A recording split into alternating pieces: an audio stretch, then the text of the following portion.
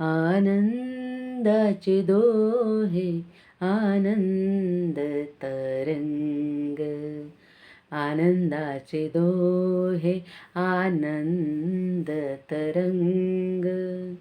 संत तुकाराम महाराजांनी त्या काळात आनंदी वृत्ती किंवा आनंदावरती जे सात्विक आनंद आहे त्याच्यावरती हा अभंग लिहिलेला आहे. आणि हा अभंग आपल्याला खूप चांगली प्रेरणा देऊन जातो. खरं तर आपल्या जीवनामध्ये किंवा आपली माणसाची मूळ वृत्ती आनंदी वृत्ती हीच आहे. परंतु सध्याच्या ह्या कलियुगामध्ये किंवा ह्या धकाधकीच्या जीवनामध्ये तो आनंद कुठंतरी थोडासा हरवला आहे असं मी म्हणेन. कारण आपलं दुःख आहे, काळजी आहे, समस्या आहेत, अडीअडचणी आहेत किंवा आपल्या मनामध्ये निगेटिव्हिटी आहे, एक राग आहे, द्वेष आहे, स्पर्धा आहे, इतरांबद्दल असूया आहे. ह्या सगळ्या गोष्टीमुळं आनंद खाली दबला गेलेला आहे. आणि आपल्याला ह्या सगळ्या गोष्टी दूर करून त्याला वरती आणायचं आहे आणि आनंदी जीवन जगायचं आहे. मला जुन्या चित्रपटातील एक वाक्य ह्या ठिकाणी आठवतं, आनंद कधी मरता नाही. आणि अगदी बरोबर आहे. आनंद कधीच मरत नसतो. तो आपल्या अंतरात असतो. फक्त आपल्याला त्याला शोधायचं आहे. परंतु ह्या शोधण्याच्या नादामध्ये आपल्या हाती फक्त काळजी लागत आहे. प्रत्येकजण आज जगातील प्रत्येक व्यक्ती कशा ना कशाच्या काळजीत आहे, कोणत्या ना कोणत्या दुःखाखाली आहे. परंतु हे दुःख आपल्याला मारून टाकायचं आहे, दुःखाला संपवायचं आहे. या ठिकाणी मला 2 ओळी आठवतात. हमको भी गम ने मारा, तुमको भी गम ने मारा, हम सबको गम ने मारा, इस गम को मार डालो. खरंच ह्या दुःखाला आपणच संपुष्टात आणू शकतो. आपल्याला शाश्वत आनंद घेता आला पाहिजे किंवा शाश्वत आनंदाची भेट झाली पाहिजे. आता शाश्वत आनंद बघायचंच झालं, अनुभव घ्यायचाच झाला तर ते लहान मुलांकडं बघून आपल्याला, त्यांच्या स्वभावाकडं बघून, त्यांच्या वागण्या बोलण्याकडं बघून आपल्याला तो शाश्वत आनंद मिळू शकतो. जसं उदाहरणच सांगायचं झालं तर जेव्हा पाऊस पडतो आणि पाणी वाहतं आपल्या घराच्या दाराच्या समोरून, तेव्हा मुलं पटकन कागदाची नाव करतात आणि ती सोडतात. जेव्हा ती नाव पुढे पुढे तशीच जात असते त्यावेळेस ते एकदम जोरजोरात हसतात. आणि ज्यावेळेस नाव पाण्यात बुडते तरीसुद्धा हसून टाळ्या वाजवतात. ह्याला शाश्वत आनंद म्हणायचा.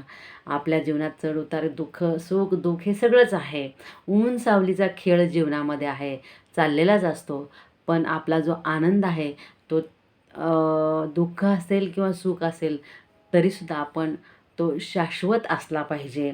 अशा संदर्भाने आपण एक विचार केला पाहिजे किंवा आनंद कसा आपण द्विगुणित करू शकतो किंवा टिकवू शकतो यासाठी आपण नक्कीच प्रयत्न करू शकतो. आहे दुःख, संकट वगैरे सगळं आहे.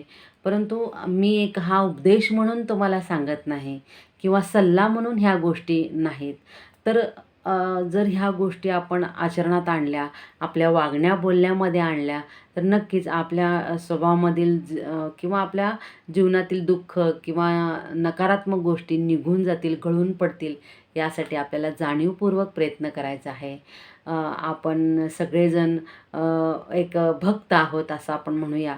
आपण देवाची भक्ती करतो, पूजाअर्चा करतो, त्याच्यामध्ये आनंद आहे. ध्यानधारणा करतो, त्याच्यामध्ये आनंद आहे. आपण शारीरिक व्यायाम करत असेल, आपण आपलं योगासन प्राणायाम करत असेल तर त्याच्यामध्ये आनंद आहे. आपल्या कौटुंबिक जीवनामध्ये जबाबदाऱ्या आहेत आणि ती जबाबदारी उचलत असताना किंवा त्या जबाबदारीसाठी काम करत असताना त्याच्यामध्ये सुद्धा आनंद आहे. प्रत्येक गोष्टीमध्ये जे आपण करत आहोत, जे वागत आहोत त्याच्यामध्ये जर आपण आनंद शोधला तर आपल्याला आनंदाचं दर्शन घडेल. आणि जर आपण दुःख, कष्ट किंवा त्रागा किंवा त्रासदायक असं स्वतःला वाटून घेतलं तर त्याच्यामध्ये आपल्याला दुःखाचाच अनुभव येईल. म्हणजे ह्या सगळ्या गोष्टी आपल्या विचाराच्या तंत्रावरतीच अवलंबून आहेत. म्हणून आपलं विचारतंत्र जर आपण थोडंसं त्याच्यावरती काम केलं, आपल्या विचारावरती काम केलं तर मात्र आपला जो शाश्वत आनंद आहे किंवा आपली आनंदी वृत्ती जी आहे ती आपण चांगल्या पद्धतीने आपल्या जीवनामध्ये आणू शकतो आणि दुःख तसंच मागं जाईल किंवा दुःखाचे गोष्टी गळून पडतील. कितीही आयुष्यामध्ये दुःख असेल किंवा मग काही कष्ट असेल, त्रास असेल, तर त्या गोष्टी मागे पडू शकतात, त्या गळून पडू शकतात. फक्त आपला दृष्टिकोन आणि आपले विचार थोडेसे आपल्याला बदलायचे आहेत. त्या विचारधारेवरती आपण काम करूयात आणि आनंदी वृत्ती जी आहे आपली ती आपण जोपासूयात. आजच्या व्हिडिओमध्ये इतकंच. जर तुम्हाला हा व्हिडिओ आवडला तर तुम्ही लाईक करा, शेअर करा आणि तुम्हाला जर एखादी चांगली कमेंट करता आली तर तुम्ही नक्की करा.